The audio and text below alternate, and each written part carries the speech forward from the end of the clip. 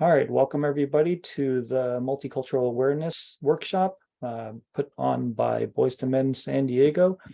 I'm going to go ahead and share my screen. All right, everybody can see that, right?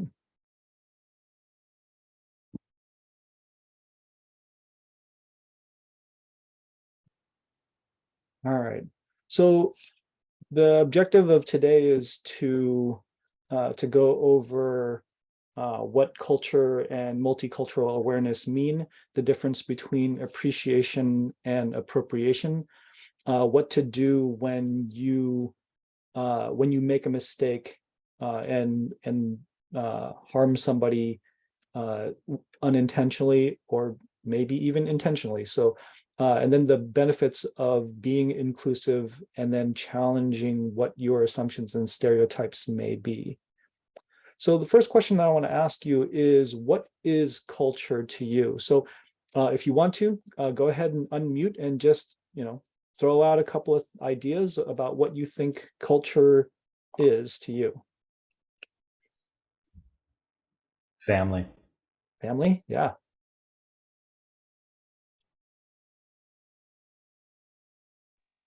Tradition. Tradition? Yeah. I think all within tradition, there can be ways of expression within culture where that's like maybe art, music, or maybe just different social activities. Yeah. Or even food. Yeah, absolutely. Art, music, food, dance. Christian, yeah. Lineage. Lineage, yeah. Shared values. Values, yeah. What else? To go along with tradition, rituals. Rituals, yeah, absolutely. So you guys pretty much named all of them.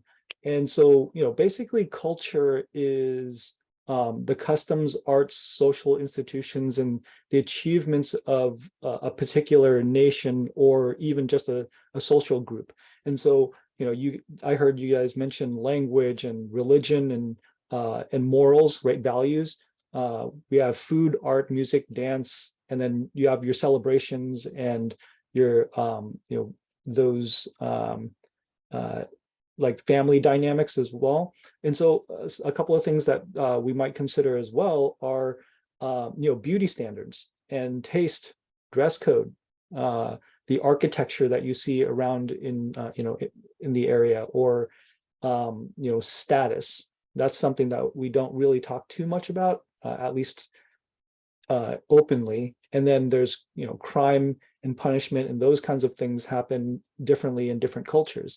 And something that we don't really consider culture, but I believe it is age, right? So we often hear back in my day, right?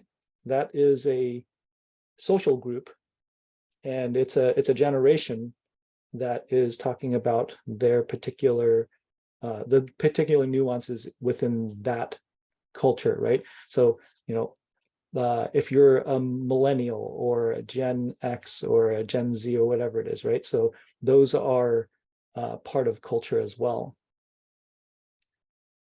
So what does multiculturalism mean to you? So go ahead and, if you have any ideas, go ahead and unmute and feel free to throw some stuff out.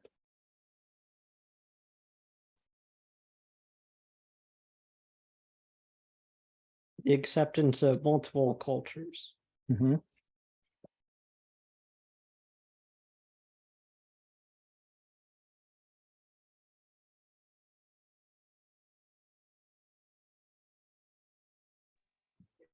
To me, it refers to inclusion, acceptance, acknowledgement of everything that we just defined in culturalism. Yeah, acknowledgement. And so with that comes the knowledge, right? Understanding. So multicultural awareness is is all of those things. It's having that knowledge and having that understanding and a sensitivity, like Moses said, towards different cultures and ethnicities and diverse social groups. And it involves recognizing and appreciating and valuing the differences and similarities among the variety of cultures and variety of cultural backgrounds. So it's not just tolerance, but a combination of empathy, respect, and active engagement with people from diverse cultural backgrounds. And so we're not just recognizing them, but we're engaging with them, right? We're always in a space where we are interacting with people of different cultures. I mean, we all came from different parts of the world, and here we are in the same space at the same time, and we're interacting with each other. And part of this I want to point out is the intent matters when we're interacting with other cultures. And so I know that there sometimes can be insecurities about doing the right thing. And just remember that the intention does matter.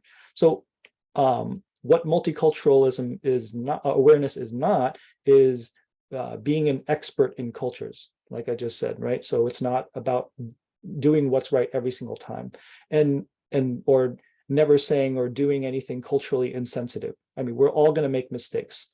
I've made mistakes, and I'm sure you've made plenty of mistakes. And that's not the point or the purpose of being culturally aware. And so I want to know more about your culture. So the mistakes that I would normally make become fewer and fewer as I learn more about your culture.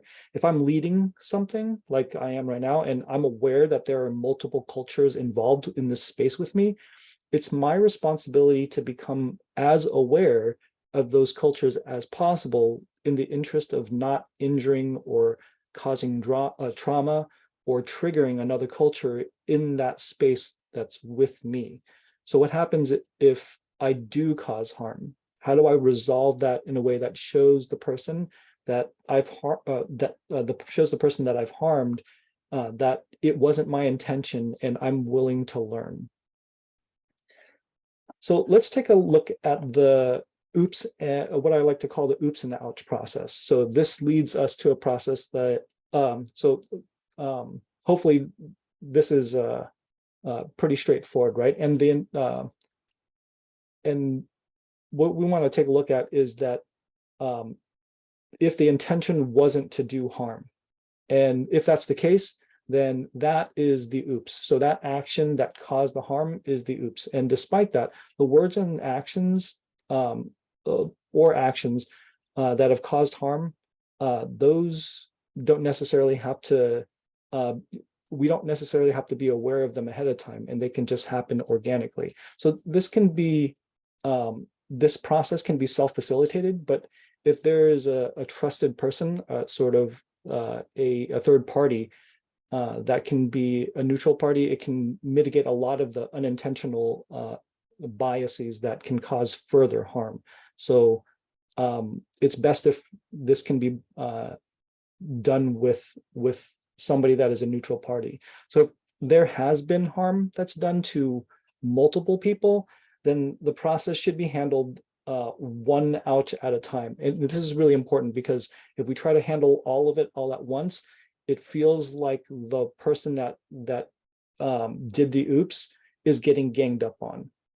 And so we want to make sure that we're avoiding that, because as soon as that feeling of being ganged up on happens, a wall goes up, and then it's very difficult to get past that. So we want to make sure that we're just processing one at a time. So once a neutral person has been chosen to facilitate, the facilitator should identify the ouch person and the oops person. So the oops person said or did something that was a direct cause of the ouch, and the ouch person has been harmed by the words or the actions of the oops person. So the first thing that we're going to do is we're going to acknowledge and validate their feelings. So we have a facilitator, we have an oops person, and we have an ouch person, right? So the facilitator asked the ouch person, would you like to share what you heard or what happened? So they're sharing the data. They're just sharing the process of what happened, and not sharing any sort of judgment. So once the ouch person has shared what's happened, the facilitator asks the ouch person, how did that impact you and how did you feel? Right. And so once they share their feelings, the facilitator, or sorry, let me go back here. So the facilitator asks the ouch person, how did that impact you and how did you feel? And then the ouch person shares how they feel. And just remember that this isn't about retaliation or inflicting any harm or pain on the other person, right? So if it gets to that point, the facilitator steps in and says, this isn't about, retaliation. This is just about sharing what the feelings are. And so does anyone have any questions so far with the acknowledging of the feelings and what happened? Pretty straightforward so far, right? It kind of follows the nonviolent communication model, right? Yeah, the nonviolent communication model. So the next step is to acknowledge the harm, right? So we want to acknowledge the harm. And so the facilitator asks the oops person, what was the impact of your words or actions and what did you hear? And so this is a reflection of what they heard, right? And this allows them to reflect that. And so that way the ouch person feels heard. And then they get to reflect on their impact. And this isn't a judgment of who the oops person is, but it's just recognition of what that impact is. And so the oops person shares their personal impact on the ouch person and what they heard, right? And then that gives them that validation. And the facilitator asks the ouch person, do you feel heard? And this is really important because if they do feel heard, then we can move forward. If they don't feel heard, then we go back to the beginning of this phase, which is to ask, what was the impact of those words and actions, right?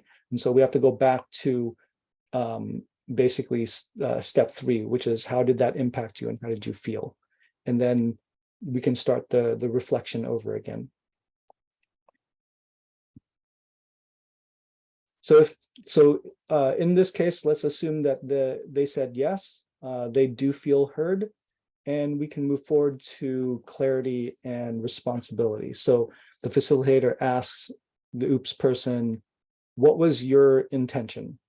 And this is the key, right? So remembering that intentions matter, and that way the ouch person can hear what was behind what they said or did. So the oops person will provide some clarification.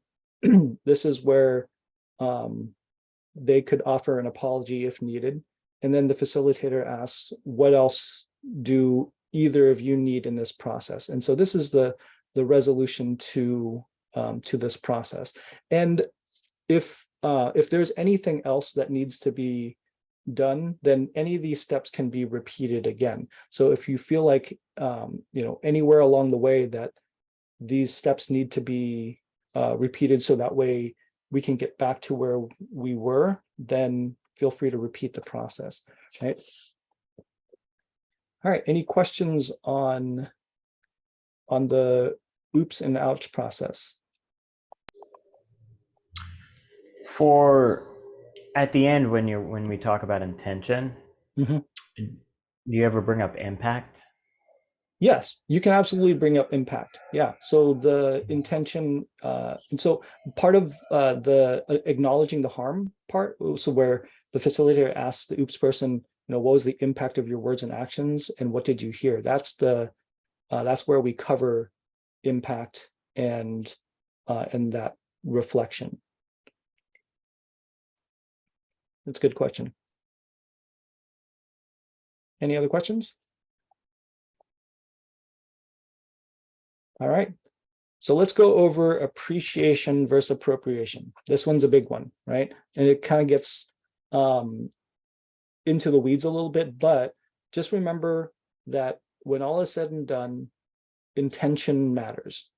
So there's a difference between engaging with a culture and trying to fit in with a culture. So if you're worried about fitting in, don't, because you don't really fit in. That's not your culture, right? The reason it seems or feels a bit off is because the focus is on how someone is being perceived when they try to fit in. So rather than engaging with a culture with genuine interest and understanding, they're trying to be something that they aren't in order to gain acceptance. So the difference is, I accept you versus do you accept me? Right? So think about that for just a moment. If you're engaging with another culture and the question is, do you accept me? Then we're going about it in a way that is selfish, as opposed to extending the I accept you, right? So this is about yourself. So saying that I accept you places the burden on the individual that is engaging with another culture, right? Whereas if you are looking at it from the do you accept me place, that places the burden on the culture, right? So the culture is what it is. And if we're asking the culture to accept you, something that is outside of that culture, then that puts the burden on them. So for example, if I learn and understand why a culture expresses themselves the way that they do, I'm appreciating the culture for what it is. If I'm learning about it to do what they do, then I'm adopting elements so I can fit in. And that's different, right? So can you understand and also try to, or I guess the question comes in is that, can you understand and then also try to fit in? And the answer is yes, but are they asking you to fit in?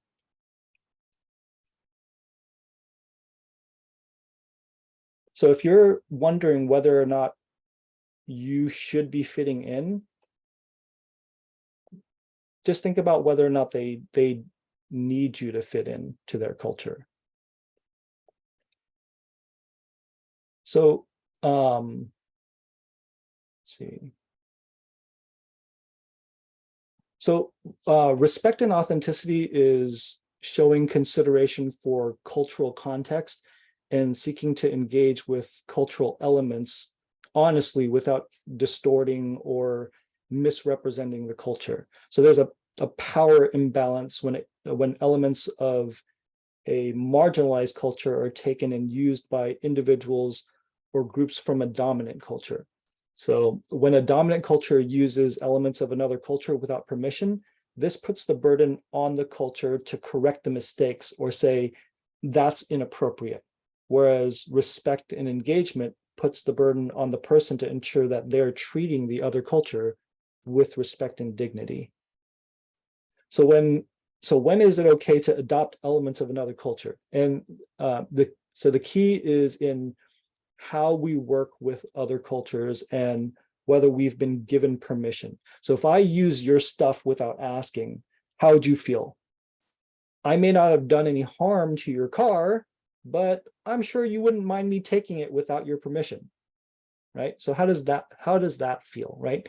If I just came by and, I took your car for a spin and, I didn't hurt it. I put it back where it was. I refilled the gas, I maybe even like touched it up a little bit and cleaned it up. But that's not okay, right? Because I didn't ask for permission. So some people have an attachment to their car that's very personal. And culture is very much personal, right? So if I take your stuff without asking, what I'm doing is exploiting your trust and using that to my advantage.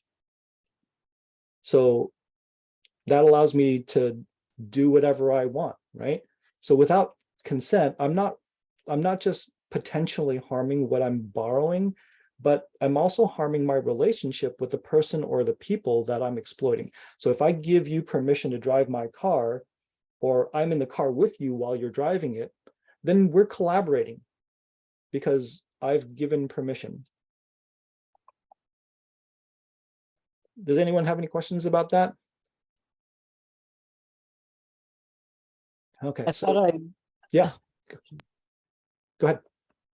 oh, yeah, no, I thought I'd mention two more words, projection. So, projecting your own ideas or your own preconceived notions. And I know that projection comes up a lot as a mentor, as something not to do.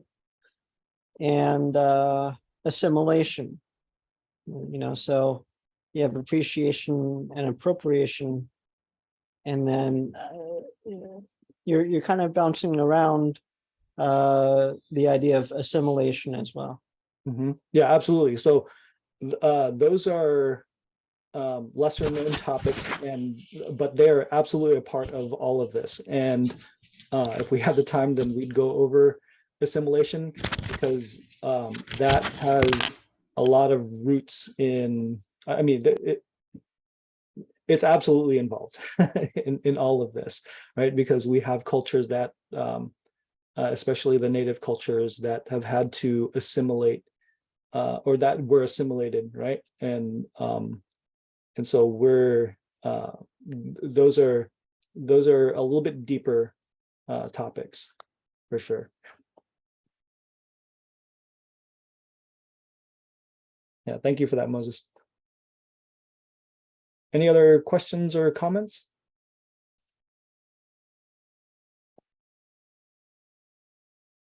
All right.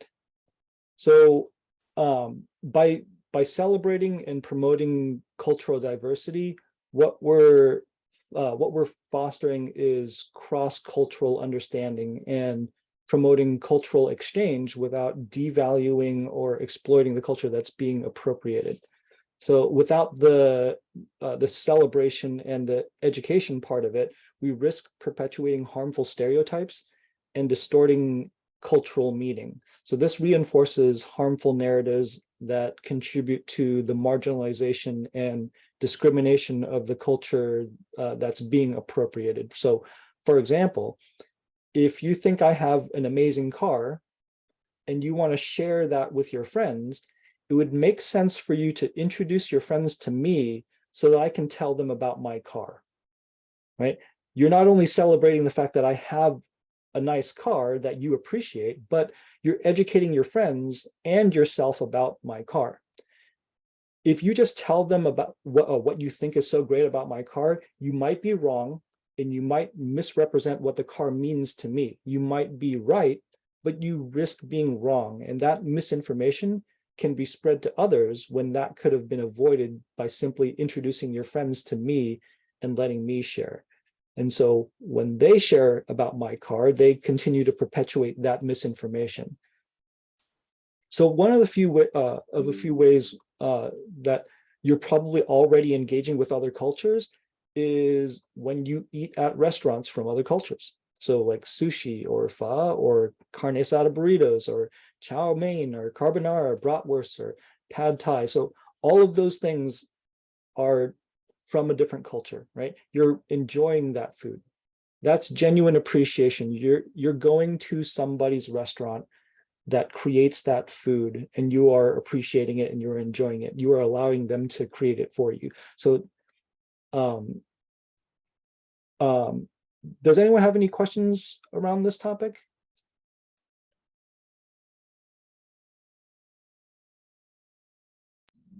What would you consider a power imbalance? That's a good question. So there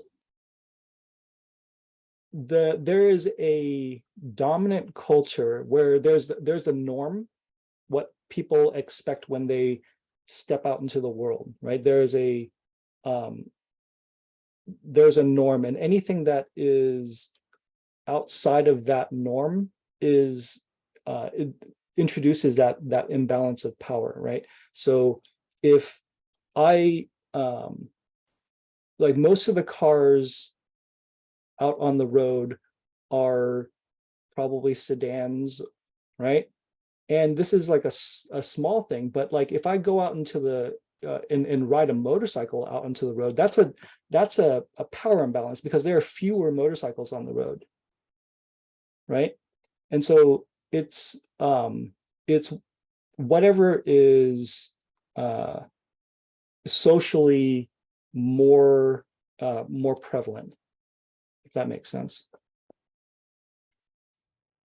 Yeah, that makes complete sense. Yeah, thank you. Yeah. Any other questions or comments? Yeah, so as you notice, there are a lot of subtleties that can be very confusing and difficult to navigate. And by the way, Olive Garden is not Italian, and nor is pizza, right? So so I know it says Italian in the name, but that's like saying Taco Bell is Mexican food. And anybody that grew up in San Diego understands the difference, right? Thank you. So would you consider that appropriation then? Yeah, so that is appropriation. So Taco Bell, well, I don't know that Taco Bell necessarily promotes itself as Mexican food, but it does take, tacos and burritos and those kinds of things. And so, yeah, it is appropriation, and it's become sort of the norm, but it doesn't make it okay. And if you were to go to other parts of the country and say you're going for Mexican food, there are some people that will say, okay, let's go to Taco Bell, and they honestly think that is Mexican food. And that is the result of misinformation, right? It's that result of not being aware of that culture and that appropriation of the culture. So the dominant culture is, whatever culture created the Taco Bell, and there's no credit to or collaboration with the Mexican culture. So there's there are missteps all over the place, and that's true on a more subtle in a more subtle way when it comes to something like Olive Garden, or even like Chipotle, for example.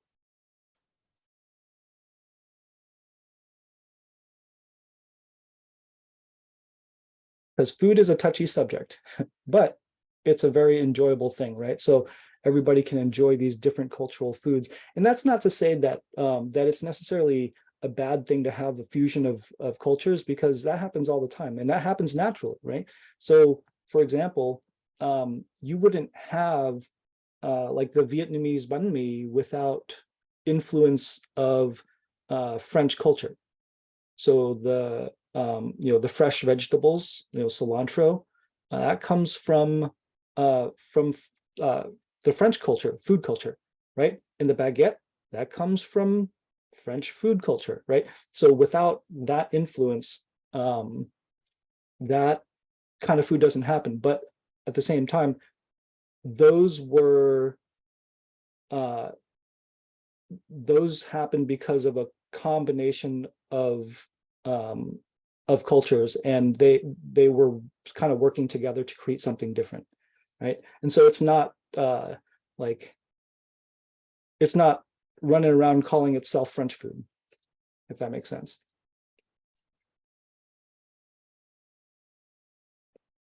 I mentioned in the chat that if the model minority myth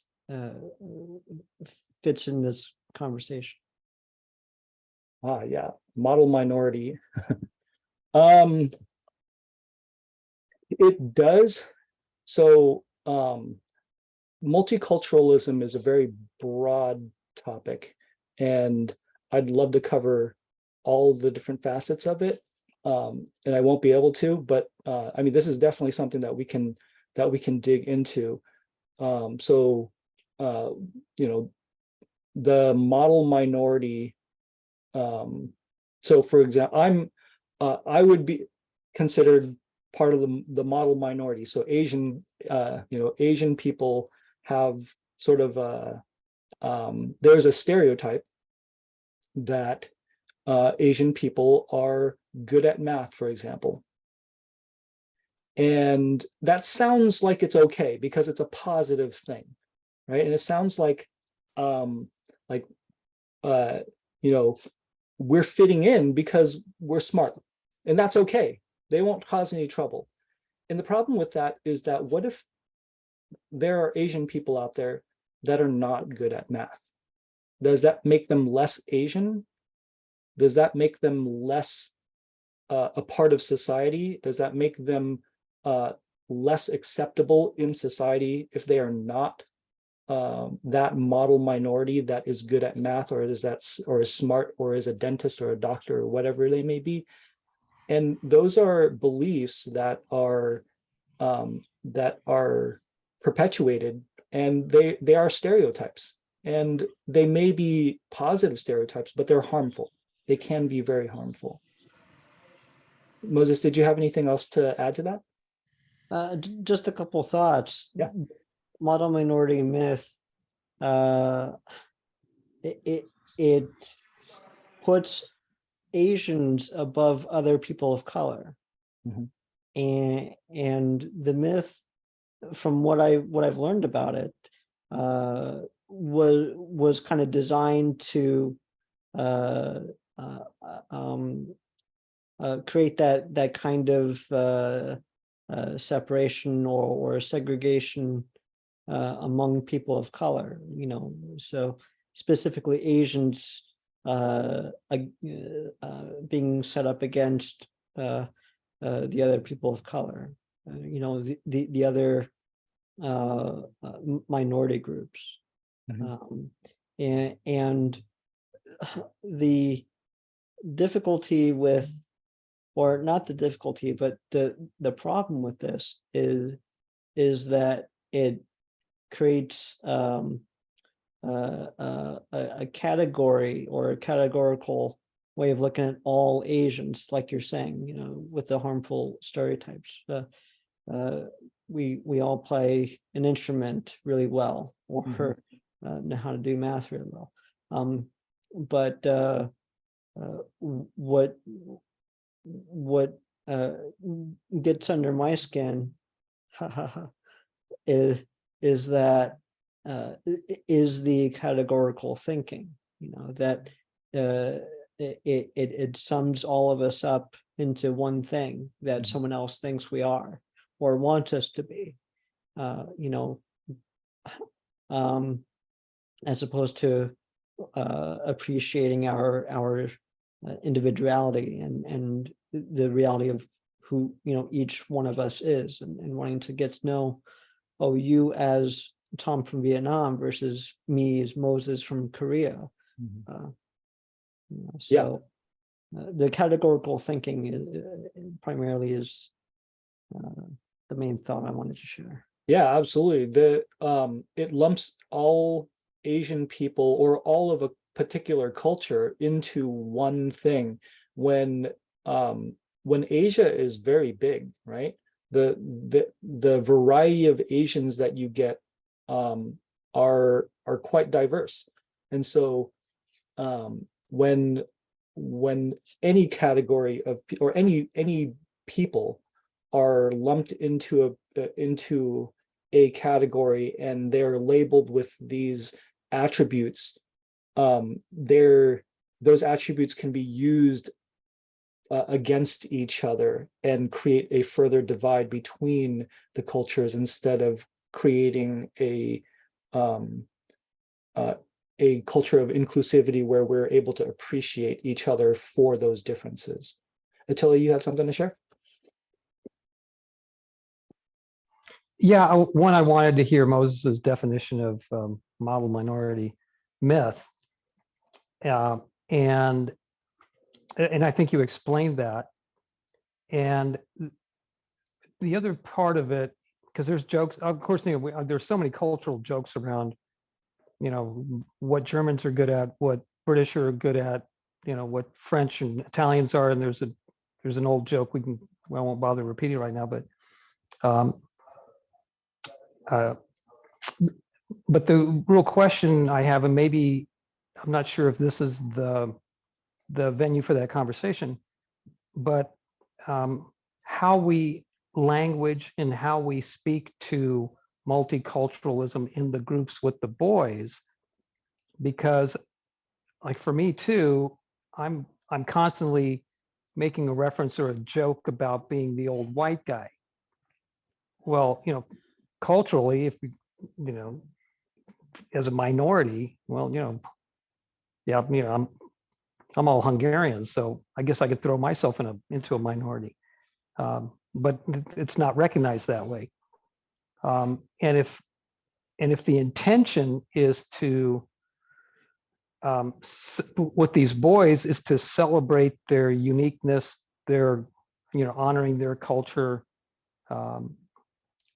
honoring themselves, then how to manage that. And I'm not sure this is the forum for this, but that's what's top of mind for me, is the difficulty we have in the boys circles when we get all the slurs and things like that, and how to manage that, and how to shift the conversation back to an honoring of diversity and the strength of diversity and inclusion and all that stuff. And maybe that's for another forum, but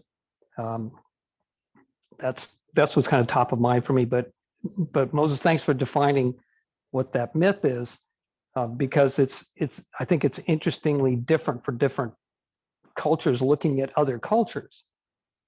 There are just so many variations and options and things like that. I mean, we just went through this as we went through the queer community, and how many layers, and even within their own community,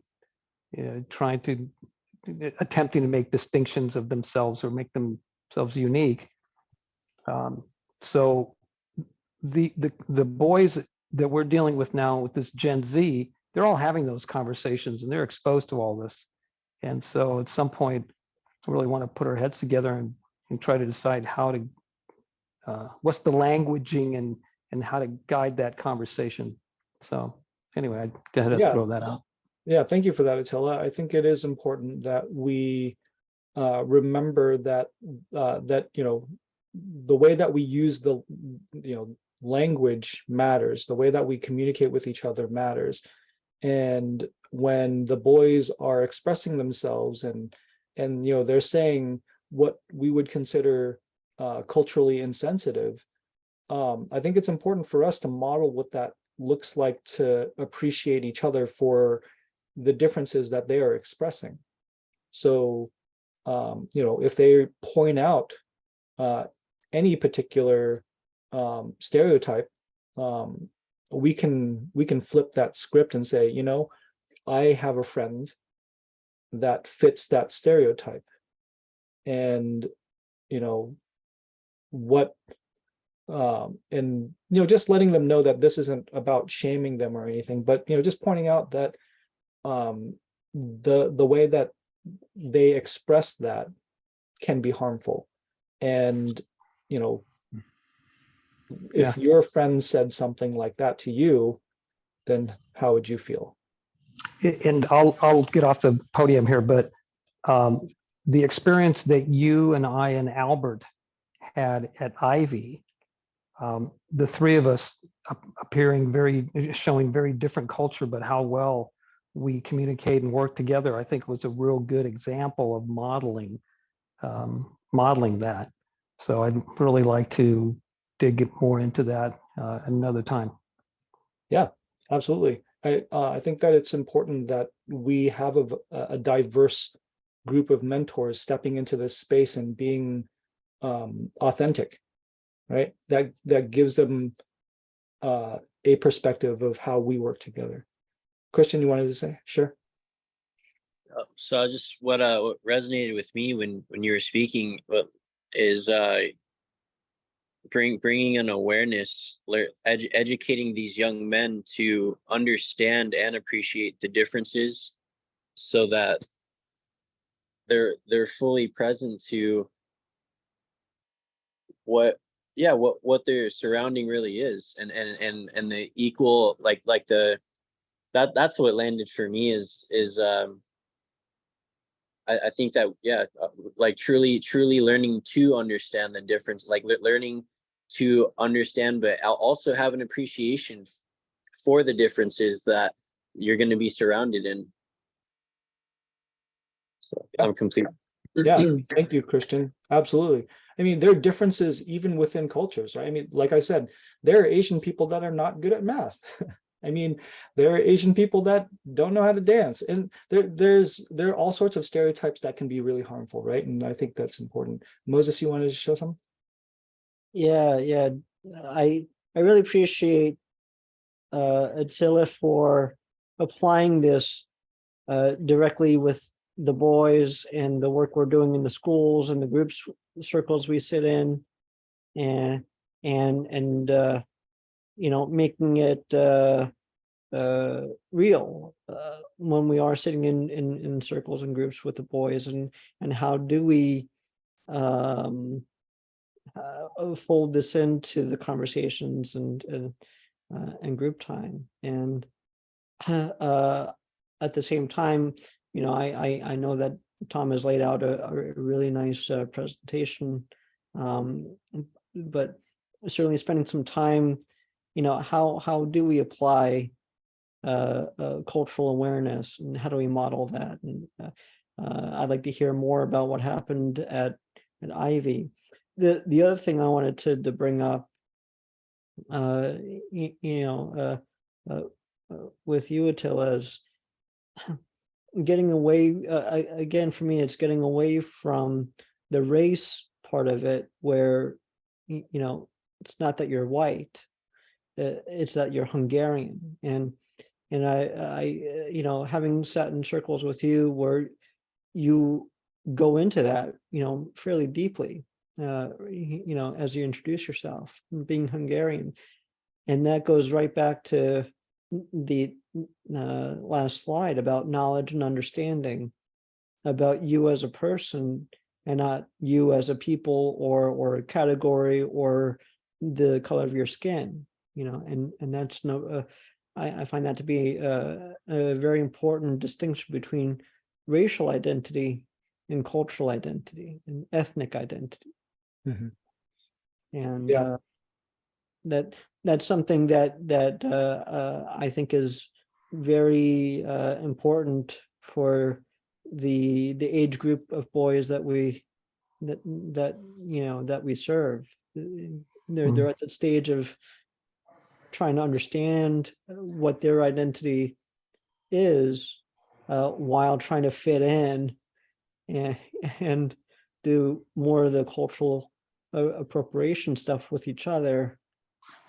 It was a big deal when we went to the World Beat Center, and we spent a good amount of time about culture and not just race or that. So Mm. definitely bringing it more into the groups and with the boys. Definitely let's definitely talk more about that for sure. Yeah. Thanks. That's very helpful, Moses. Appreciate it. Yeah, I think it's important to recognize that we all come from very different walks of life. I mean, Attila, you know, I've heard you make the joke a number of times, and you know, you put it on yourself, you know, being the old white guy, but you know what? You're an immigrant, and people may not know that. And immigrants are seen in a different light. And you know, are you white in the traditional sense? I mean, that's it. There's so many nuances in there. And you know, for me, you know, I'm an immigrant too, but I'm considered a man of color. But why are you not, when we came from a similar background of being immigrants? I grew up in a predominantly white neighborhood, and so that's mostly the culture that I understand. And so, you know, do I fit in? Yeah, I can fit in, but when somebody looks at me, they don't look at me the same way that they look at you, but we're more similar in the fact that we're immigrants than somebody that was born here and grew up here. Wow, thanks. That really helps me a lot in shifting my approach. Thanks. Yeah, absolutely. Just a quick tale to this is among Asians, there's discrimination, you know. So me as a Eastern Asian, I'm, you know, automatically seen as more so than the Southern Asians or Southeast Asians. So it is interesting that at Ivy you mentioned there's you, Attila, and then Tom, who's Vietnamese, and then Albert, who's Filipino, which has the mix of Asian and Spanish and, you know, others. And the more knowledgeable we are about our histories and heritage and background, the more we can call that in and steer the attention about honoring those histories and understanding we're here because, you know, a whole group.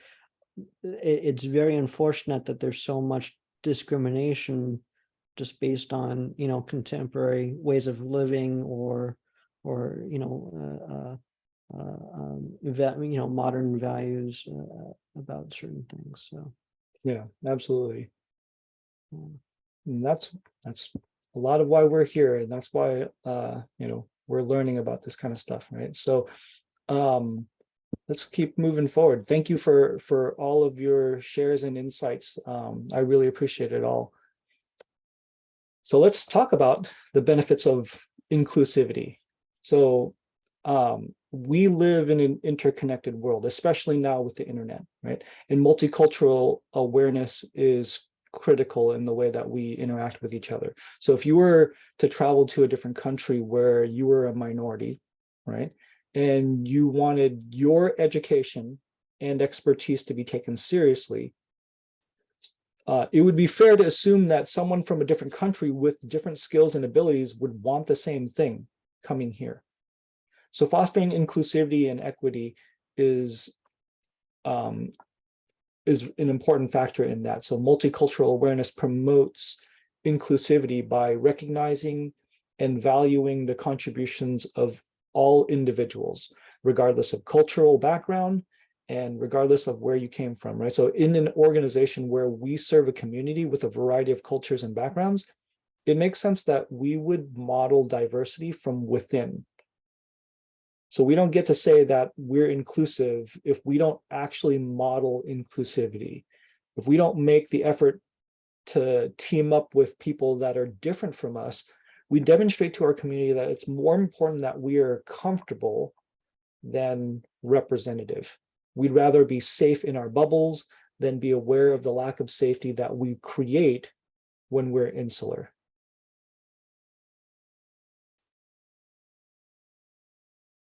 Next one is breaking down stereotypes. So multicultural awareness challenges stereotypes and biases and prejudices.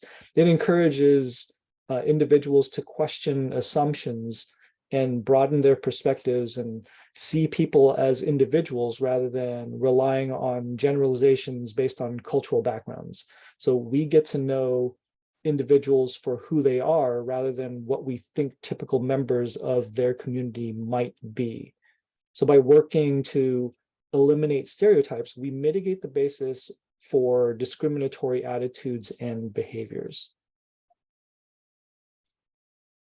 And then empowering marginalized communities. So multicultural awareness empowers marginalized communities by validating their experiences, cultures, and their identities. It creates spaces where diverse voices are heard and valued and given equal opportunities for growth and success.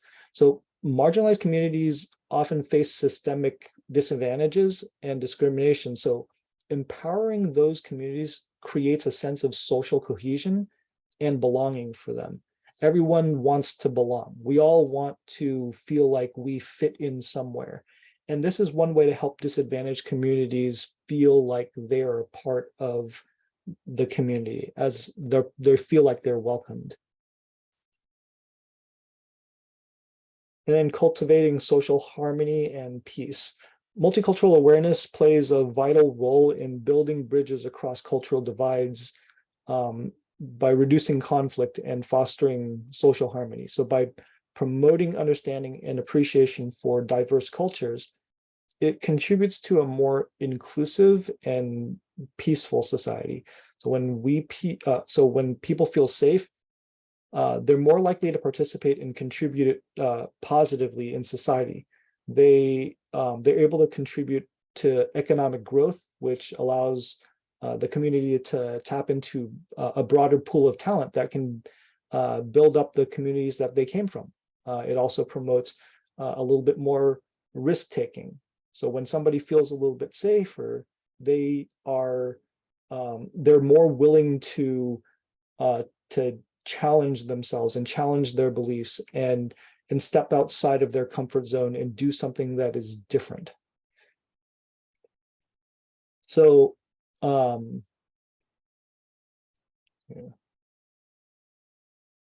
And something that I've heard a lot of you express is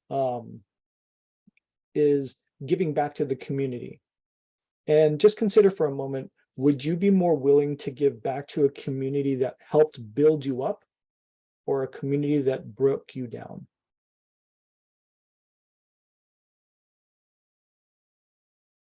And the last one is social harmony and cohesion. So culturally inclusive environments contribute to social harmony and cohesion by promoting understanding, reducing prejudice, and building bridges across cultural divides. They create spaces where individuals feel safe, respected, and appreciated, where it fosters a sense of unity and community.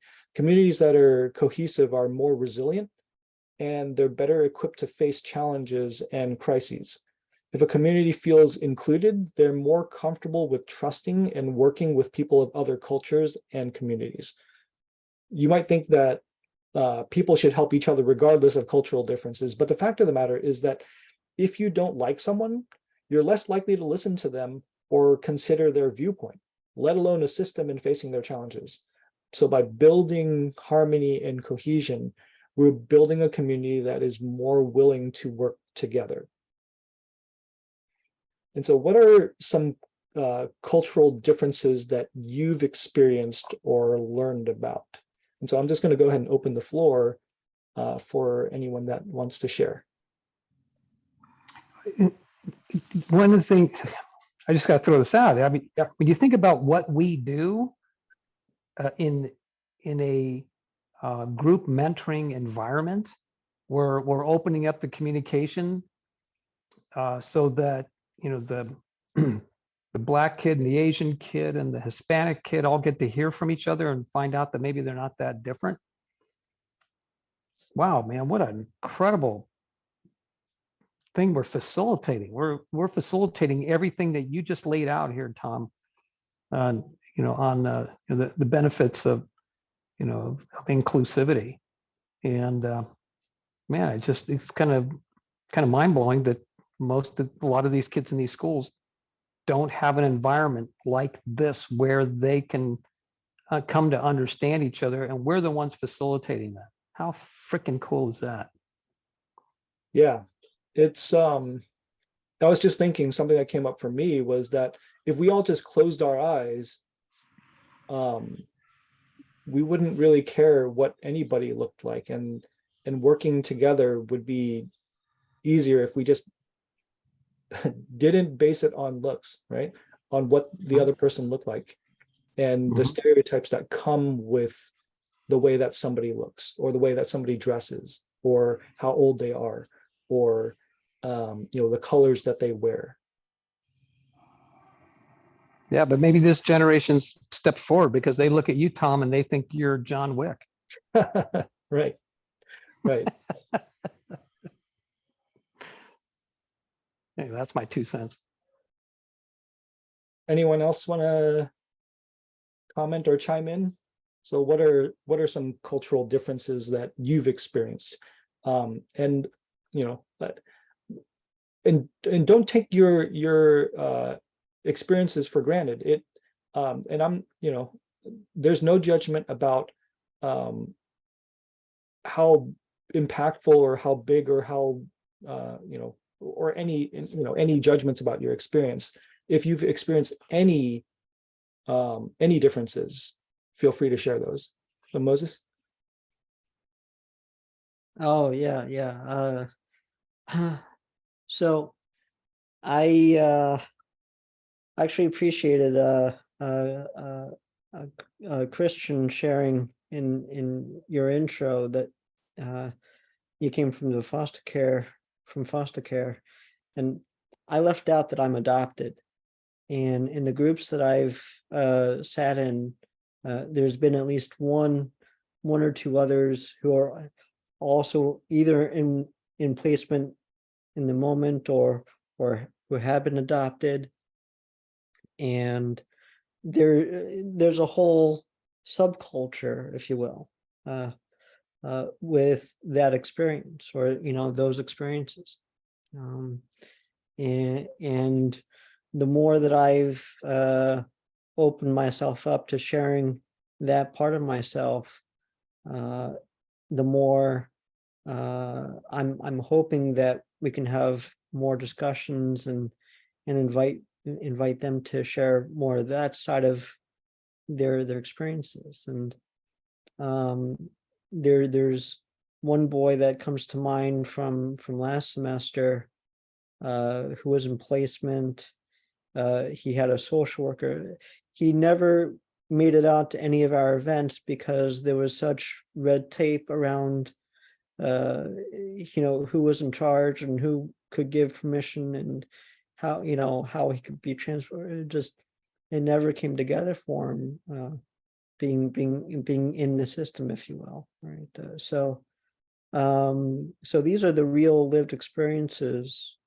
And the more that we are able to tap into that by tapping into that and modeling that and sharing that about ourselves. The other side for me is also being disabled, which is different than the way Attila is very comfortable putting his disability out there, physical disability. And I know that I don't carry quite the kind of energy that Attila does with it. I'm getting used to. I'm sharing that more, putting it more out there, because again, the way we define culture, there is a subculture for people living with disabilities. And again, it's being able to tap into that for yourself and find your comfort with it, find your language, find your vocabulary, and find your energy with it, to be able to then facilitate and invite boys to share that those parts of themselves as well. So Yeah, thank you for that, Moses. Absolutely. yeah.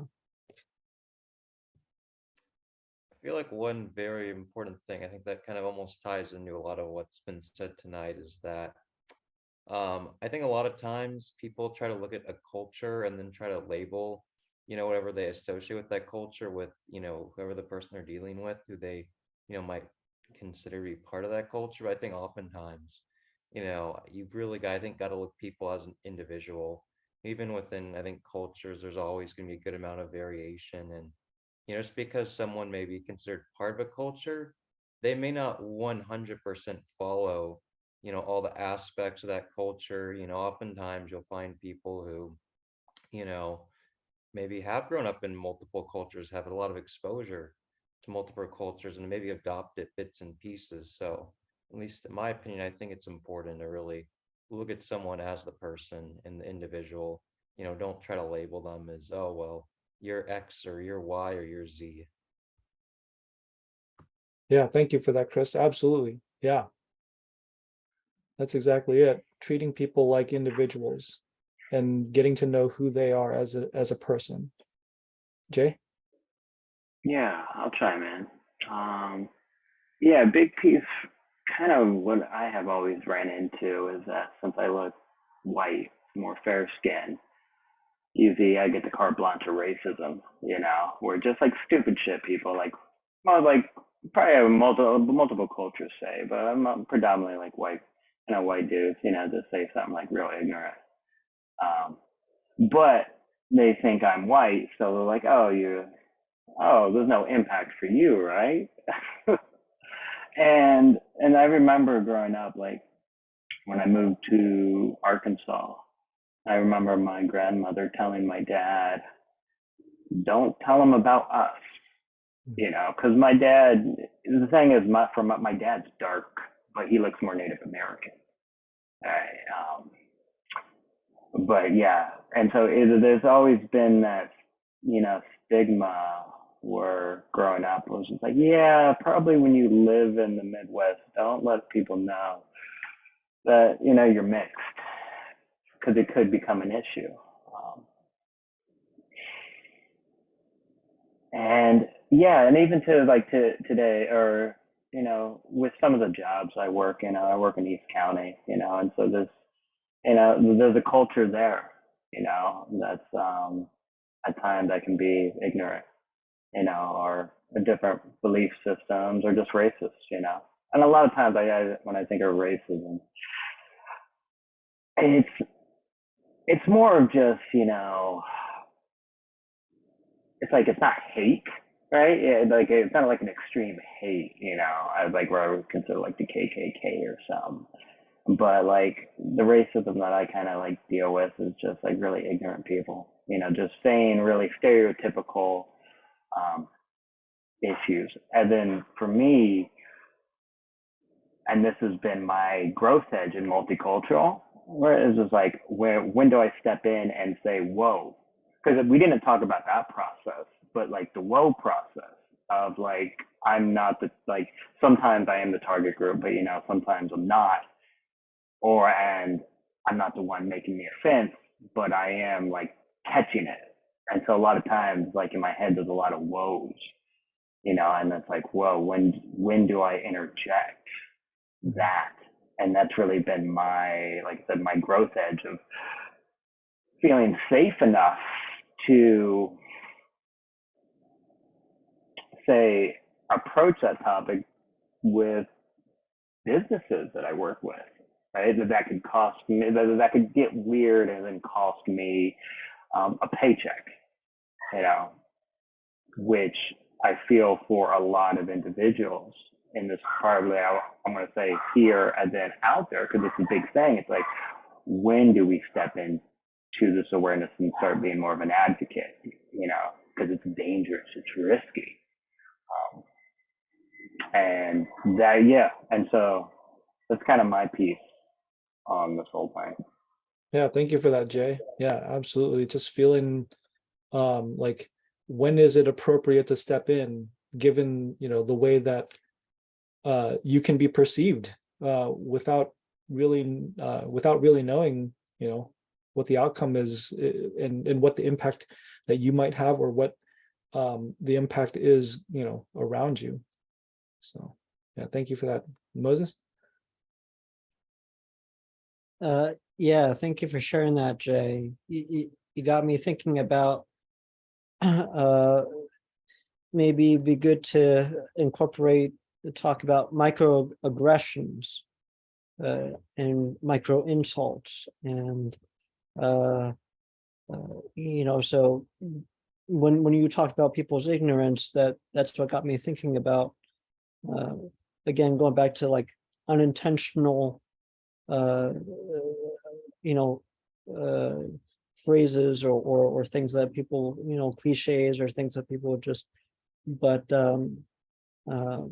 it does seem appropriate to, bring up about microaggressions and how to notice them, how to call them out, how to address them, how to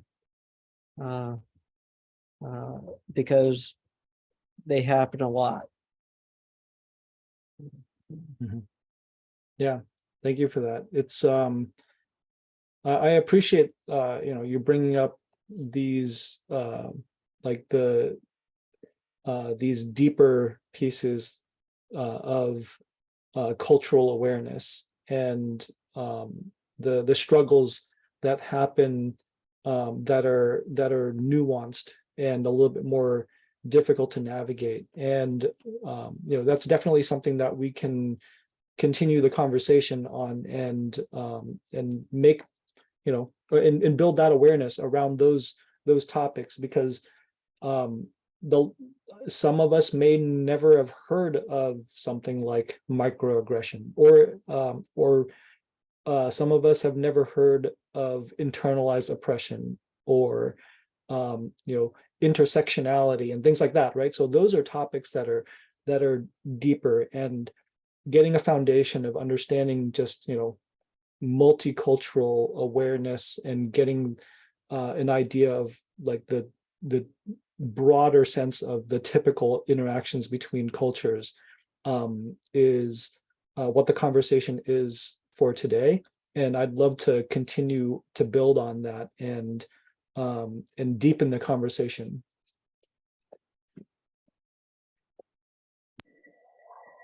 Can I give a quick example of a microaggression? Yeah, absolutely. Yeah. So, thank you for bringing that up, Moses, because I think that really articulates actually my growth edge is really calling out the microaggressions when it comes to gender, sexuality, race, and the stereotypes. And there was one. Well, I was actually with a bunch of men, and there was a man. There's a Chinese man in there too, but he wasn't like right in the group at the moment. And then some other men were building. We were like building a yurt, but it came from China, and no one, and basically like they were having issues. Other than man was like, oh, it's made in China, that's why it's a piece of shit. And like right there, men laughed about it, and that's I think culturally, United States culturally piece, it's like, oh, in China it's not as great quality, and so there was this microaggression to another man, who was like in the circle, and it was like a whoa, and to me I was like whoa, and I called it out, and so, but yeah, to me it's like it's really catching those like those weird little subtleties. Yeah, thank you for that. Absolutely. I mean, some people are. I mean, I think that a lot of us are woefully unaware of the micro aggressions that we're capable of, right? And like you were mentioning, somehow people have it in their heads that if it's made in America or American made, it's somehow higher quality, right? And if it's made somewhere else, or if it's made in a particular country, whether it be China or Taiwan or wherever it may be made, like that, it's somehow of a lesser quality. And those are, I mean, that's just one tiny thing, right? Among many, many other things that we may not be completely aware that we are expressing and causing harm to the people around us. Moses?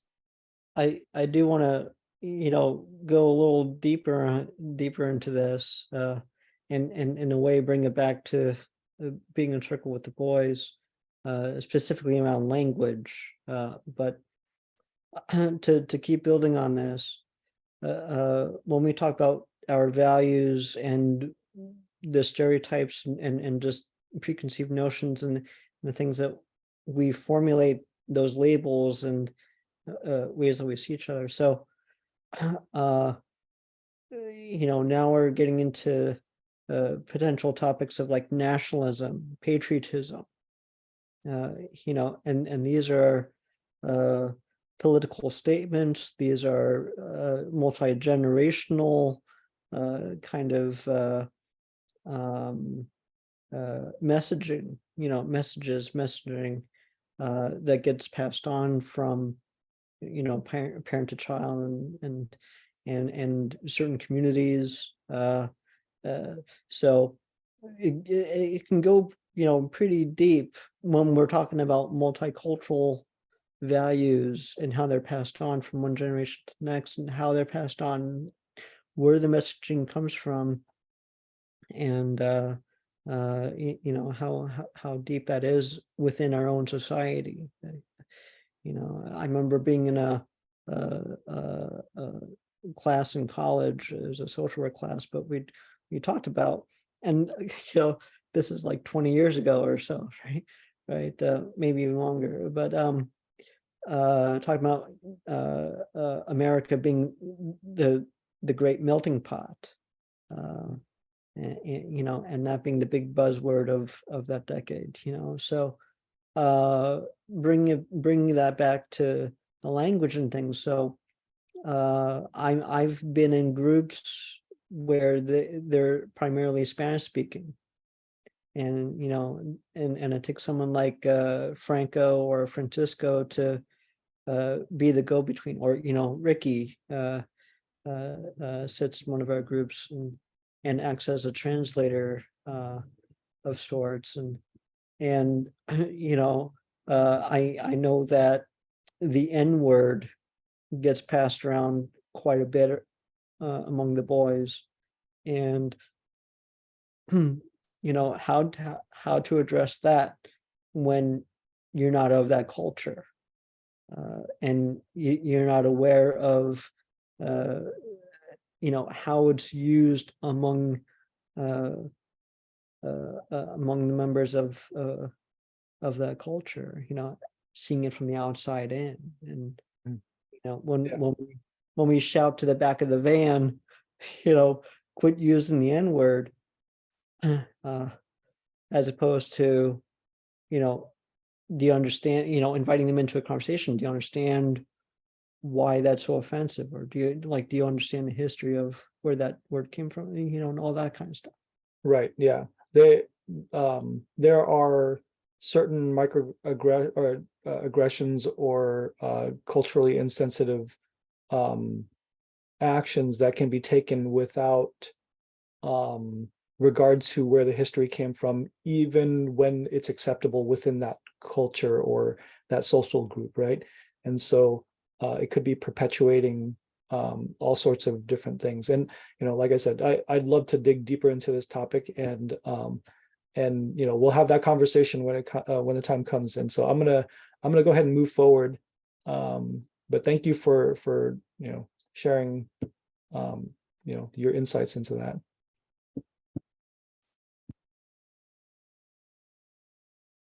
All right.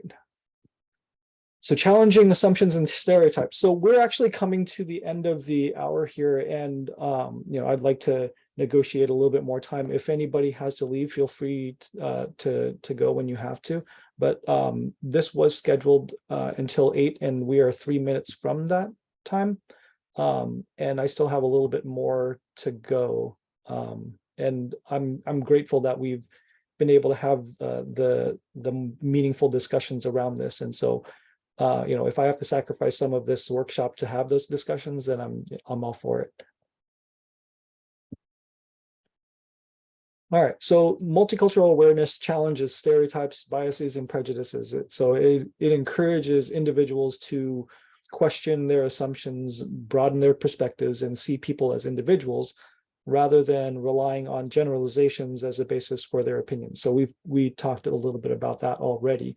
And part of challenging assumptions and challenging stereotypes requires some level of cultural self-reflection as a process of examining and reflecting on our own cultural identities, our beliefs and values and biases and experiences. It involves a lot of introspection and critical analysis of how culture has shaped our perspectives and our behaviors and interactions with other people.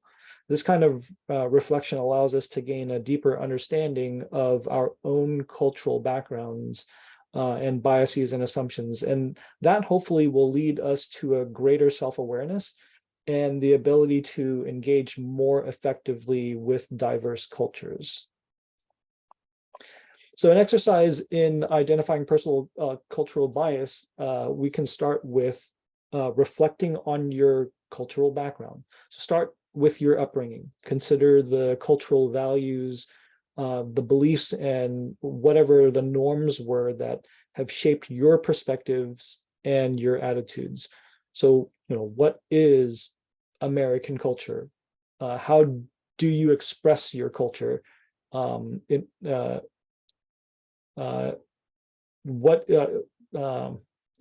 is Vietnamese culture, for example? What is Mexican or Native culture? What is African American culture? So what is something that is unique about your culture or your upbringing? And this is not to be confused with understanding the difference between your culture and someone else's. Just remember that this is a self-reflection.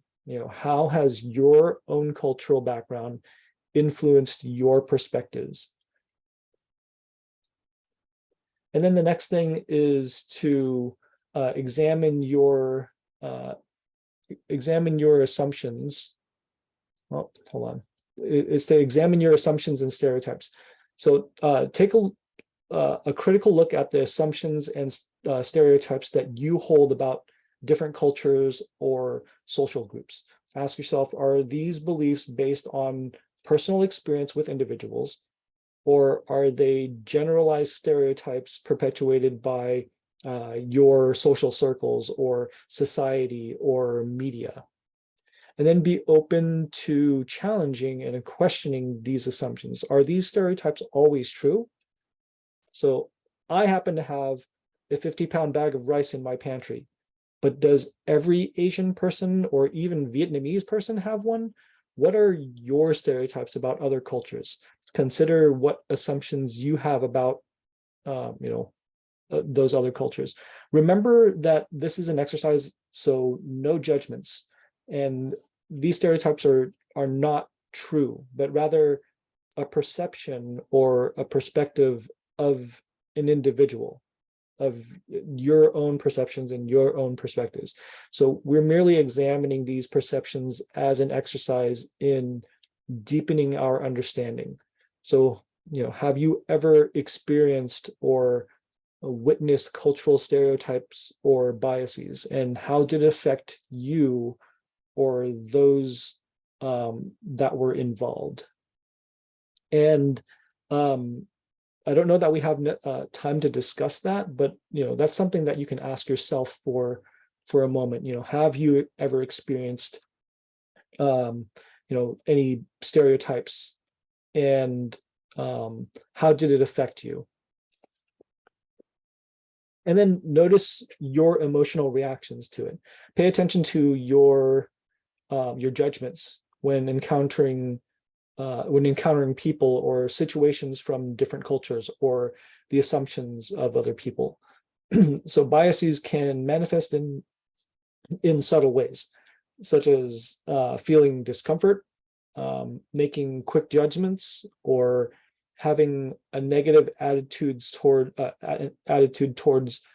certain cultural practices or beliefs.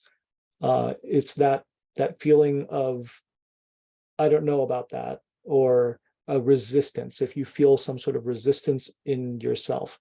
So awareness of these emotional reactions can help uncover underlying biases. Being aware of your emotions allows you to take a moment and respond with that awareness, rather than reacting reflexively while you're in the middle of those emotions. And when you're in the middle of emotions, it makes it very difficult to respond in a thoughtful way. So reflecting on your own experiences, what are some examples of cultural misunderstandings or miscommunications that you've encountered? How did you feel? And if you can think of an occasion, how did you feel when you heard other people sharing their experiences of witnessing cultural stereotypes and biases?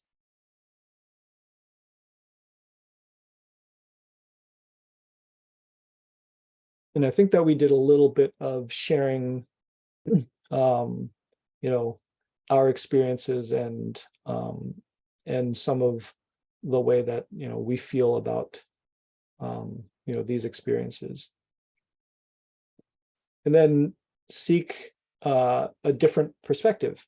So actively seeking out diverse perspectives and viewpoints, and engage in conversations and interactions with people from different cultural backgrounds. So you want to listen to their stories and their experiences and their perspectives without judgment. So this kind of exposure can broaden your understanding and challenge any preconceived notions that you may be holding. And then educate yourself.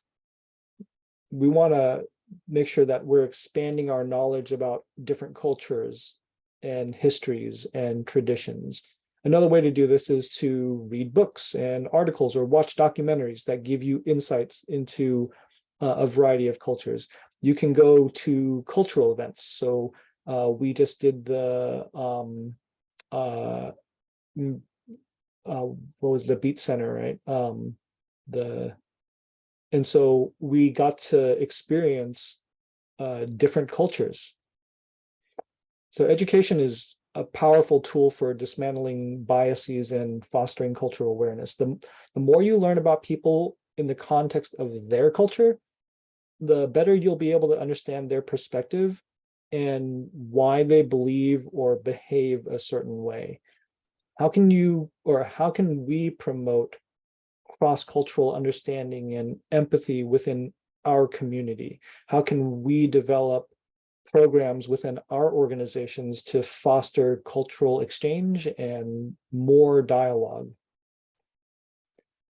And then reflect on interactions. After interacting with people from different cultures, reflect on your thoughts and feelings. And how did you behave in that situation? Analyze if any of your biases or any assumptions that influenced those interactions. Consider how your biases may have affected your perceptions and understandings of the situation.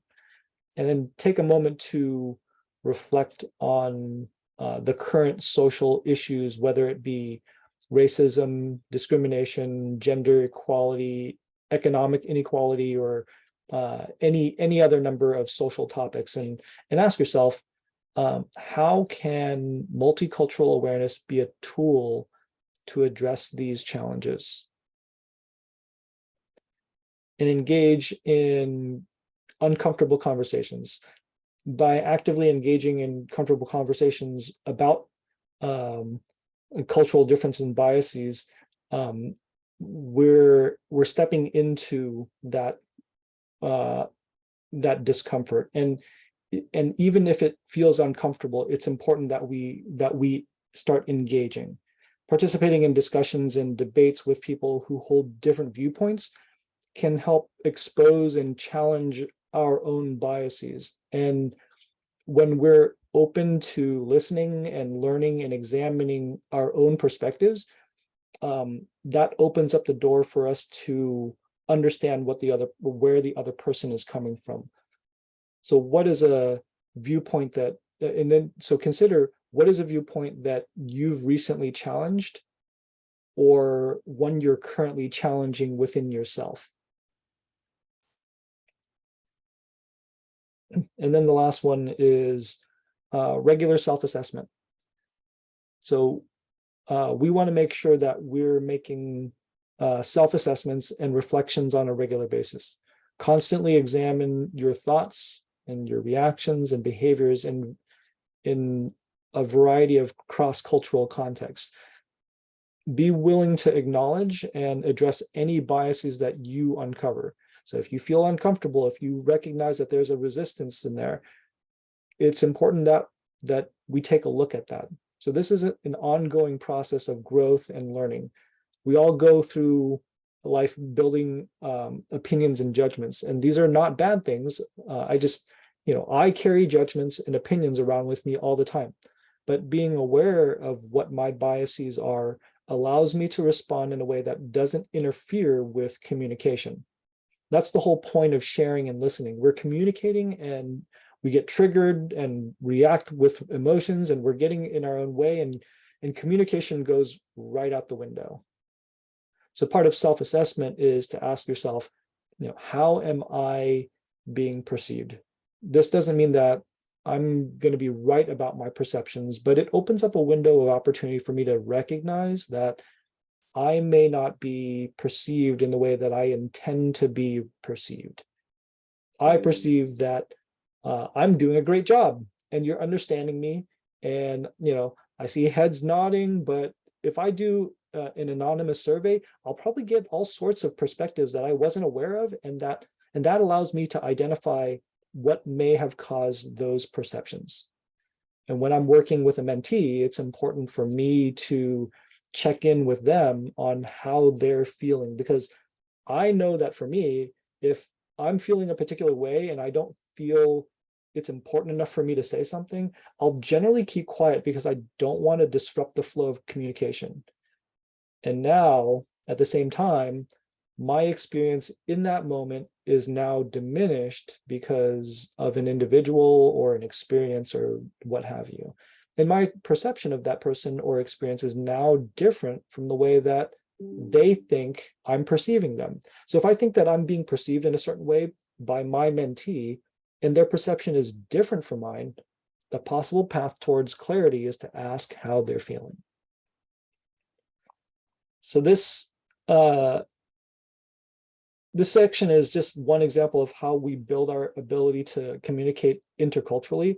When we tie awareness of self with awareness of others, we become more competent. And that doesn't make us experts, but it does give us a platform on where we can build our understanding of how to navigate and communicate with each other in a way that serves our community. It's not about knowing more about cultures and memorizing facts, but recognizing that there are differences and learning how to communicate effectively through those differences.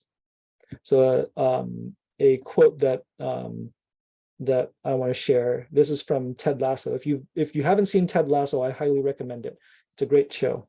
In the words of Ted Lasso, their understanding me, who I was, had nothing to do with it, because if they were curious, they'd ask questions. And so the great thing about the show Ted Lasso is that it's about a guy, and I'm not giving anything away, that he is a American football coach that has been hired by a European football league to coach their team, and he's basically been set up to fail. And so he is not just entering into a completely different culture, but a completely different game. And the way that he navigates that with compassion, and the way that he navigates that with authenticity and vulnerability is such a beautiful thing to watch. And so if you haven't seen the show, I highly recommend it. And we're just a little bit over time, and I want to open up the floor to conversation or Q&A. How does your cultural identity influence your sense of belonging? Have you ever felt conflicted about your cultural identity, and how did you navigate that? Just considering a couple of different perspectives, and you can share your experience when you feel, if you feel like you want to. Well, this whole thing is opened up my eyes a little bit more to how the conversation can go in the boys' circles, because I'm gonna give it a stretch and say that it would maybe even help the conversation because it feels risky to me to even say this, to ask a boy, so what's your culture, what's your heritage, what's your do you know what your background is? How would you, and ask them, how would you describe it? Because the myths are, a lot of the Hispanic boys are all raised in this machismo culture, right? And some of them are, some of them aren't. I don't know. That's just that's modeling a stereotypical myth for them. But that may not be the case. So this conversation makes it more comfortable for me to have that conversation, because I have said in my culture, being raised Hungarian, East European, how my dad was and how, my grandparents were, who I never even knew, and to be able to speak to that. And then if they can speak to their cultural environment that they grow up in, then maybe that'll help the safety and acceptance amongst the boys, because then they have more self-reflection, understanding themselves better, understanding each other better, and acknowledging that maybe their own prejudices are incorrect. And it just opens up an opportunity for a lot more connection. Yeah, absolutely. I think that the beautiful thing that we are able to do is speak about our truths. And the more we speak about our particular truths, the more we invite other people in to speak their truth. And it also opens up the door to better understanding of who that person is, because, like you said, their perception of who we are could be wrong. Their ideas or their assumptions about who we are based on any number of factors that they've decided to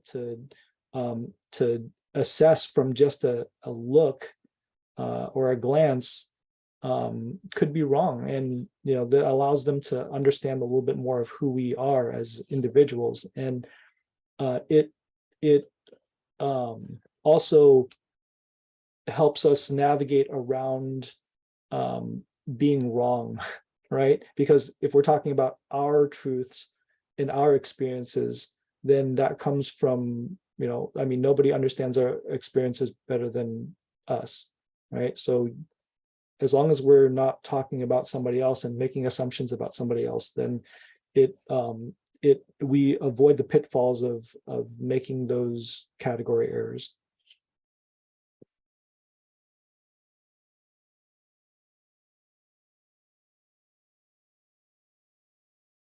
I was going to chime in along the same line, thinking how to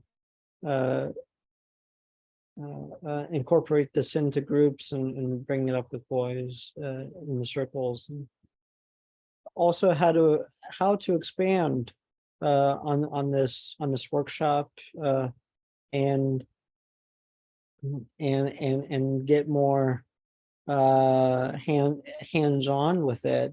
Tom, you've done a really great job of really outlining.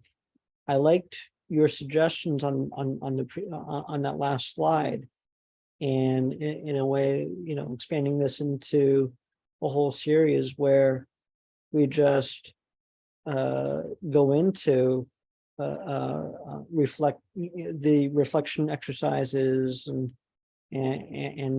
maybe breakout groups or something more hands-on that gets us to actually experience what it's like to be confronted by ourselves or from someone else, and go through those exercises, those activities, to make it more real. So I've got some ideas. I'd be happy to share with you. Yeah. Maybe afterwards, if you're here. But I like this theme of, how do we bring this into the work that we're doing, into the communities we're serving, the boys that we're meeting with, we're mentoring.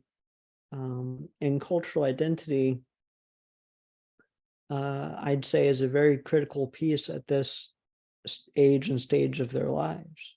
Mhm. And what reference points are they pulling from the music they listen to, the movies they watch, or TikTok videos they might be scrolling through, where they think, oh, that's really cool, and then they internalize that or incorporate that. And these days, I say the younger generations are so much more advanced with their own awareness and their forthrightness, their kind of demand for authentic exchanges. So if we could find a way to continue to meet them where they're at, with all that they're taking in from society, the things that they're watching, seeing, and experiencing. Yeah, how do we continue to be one of the reference points for them, where when they're confronted with that, well, I saw that on TV, or I saw that on a YouTube video, but I remember Attila or Tom or Albert, any one of us, bring it up in that group, and have that also be part of that process for them to determine, well, I'm going to go in that direction with Boys to Men, rather than that commercial or that movie trailer, or whatever might be pulling them in that other direction. Yeah, I think that it's important to plant that seed, right? And figuring out how to plant those seeds is part of the work that we do. And we're not going to save everyone, and we're really not in the And business of saving. it's not about it's not about right. saving anyone, right? And so in the context of what we do, I think it's important to expose them to ideas and give them the opportunity to reflect on those ideas. And what they do with that is their own, right? And we're just here to give them a perspective that we understand, in the hopes that they will grow from that. Well, and yet,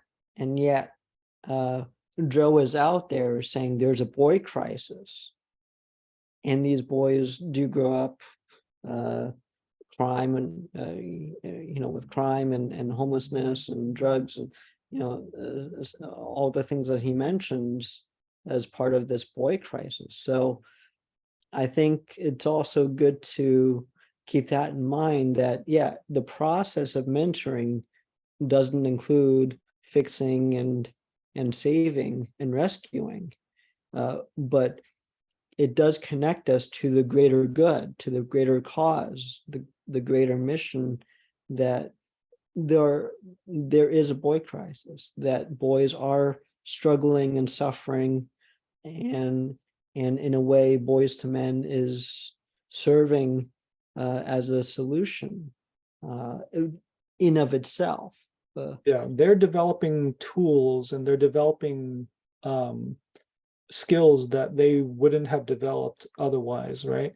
And I think that giving them the opportunity to explore those tools is a lot of what we do, and giving them the opportunity to make their own mistakes, and giving them the opportunity to recognize that that they are not bad just because they didn't accomplish whatever goals they set out to do, and that it's okay to fail, because that's part of learning, that's part of life, and giving them an opportunity to recognize that it's okay, all of that is okay, and that we're still going to be here, and we're still going to help give them an outlet to express their frustration when they don't accomplish their goal, or when they do accomplish their goal, that they're able to to celebrate that, and we're able to celebrate that with them. And right now, like you said, the idea of the boy crisis is that boys are expected to be a certain way, and there's not a lot of there aren't a lot of opportunities for boys to excel, and there aren't a lot of supports to build boys up, and so there's a lot of things that are pushing the other direction, like the toxic masculinity, and they get this idea in their head that somehow being male is a bad thing, like all male traits are toxic, and that's just not the case, because it gets it's a blanket statement. It's like stereotypes, right? It's just a blanket statement, and it's not all true. And so what we get to do is we get to sit in these circles and navigate these nuances with these boys, and then they get to discover who they are as individuals, and they get to build themselves up based on what it is, that image of like who they want to be, and put some value on what is unique about them. Mhm. And culture is a big part, just a huge part of that. And so building their self-esteem, their view of themselves, making that much higher. And yes, with current films like Barbie, that whole narrative around masculinity, patriarchy, and everything else, that's definitely in discussion. So we can't avoid it, and we have to open up the circle and make it safe to talk about that. Yeah. So Chris or Mark, do you guys have anything to share or add? Because we've talked a lot, and and I want to hear from you guys.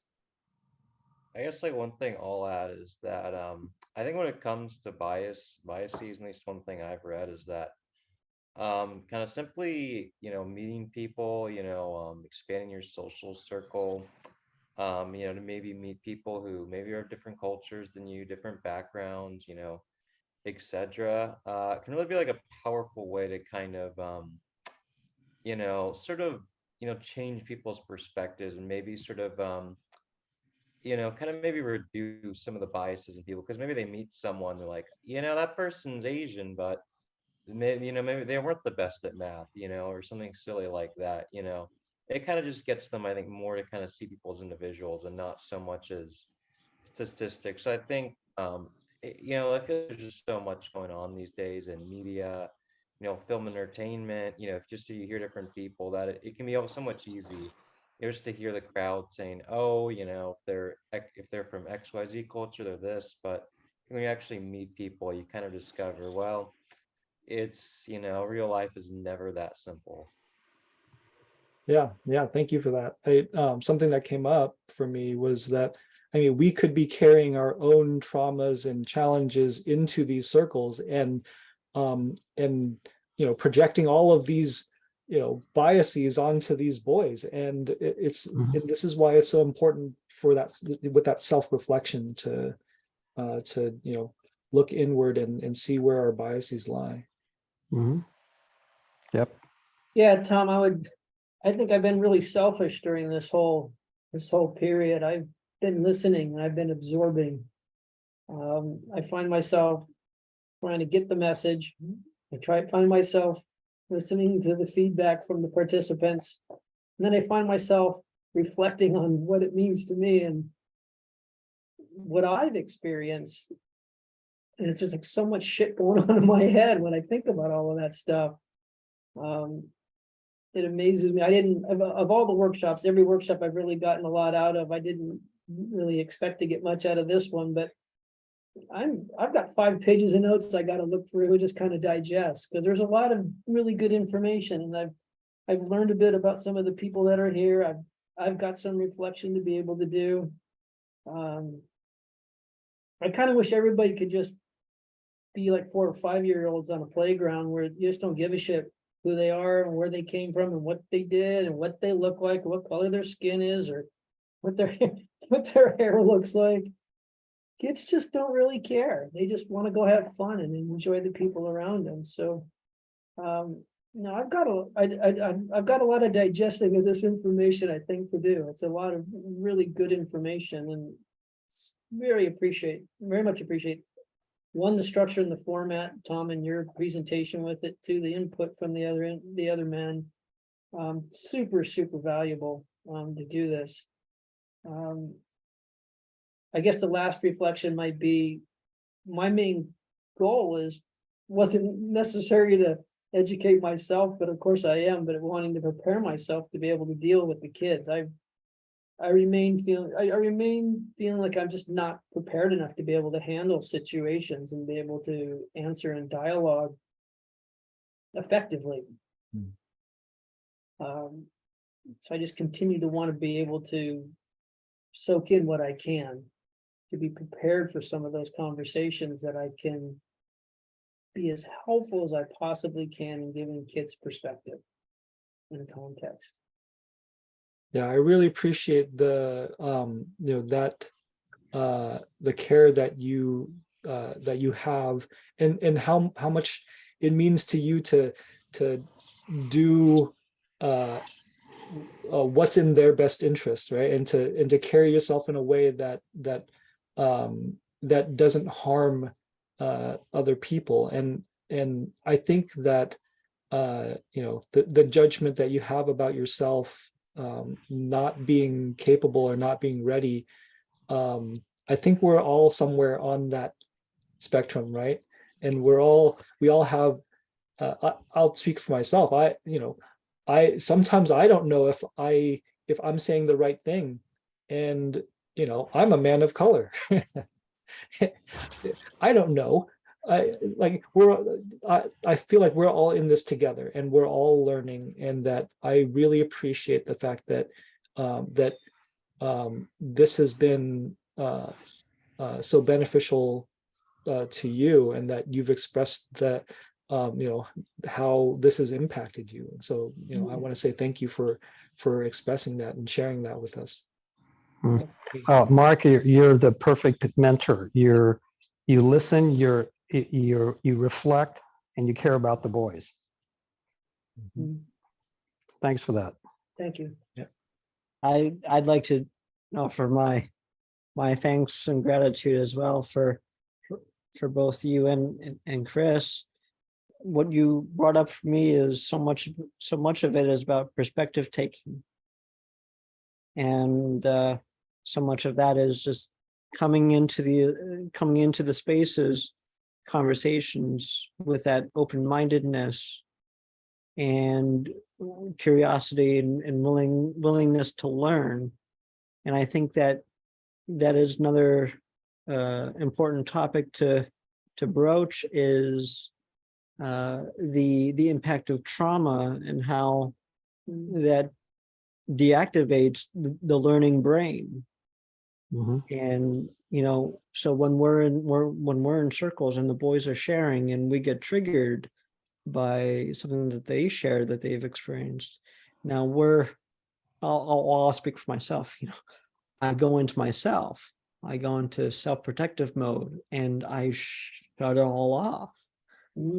And I stop listening to learn. I start listening to make sure, I'm going to be okay. I'm going to make it through. So I think that is an important other side of the conversation to have. And so that openness, perspective taking, the empathy that Chris was touching on as well. All of that does make you the ideal mentor, to say, I see you, I hear you, and I acknowledge you for who you are, not the way anyone else wants you to be, or the way you think you need to be, or the way I want you to be, so on and so forth. I'm able to hear you and see you as you are.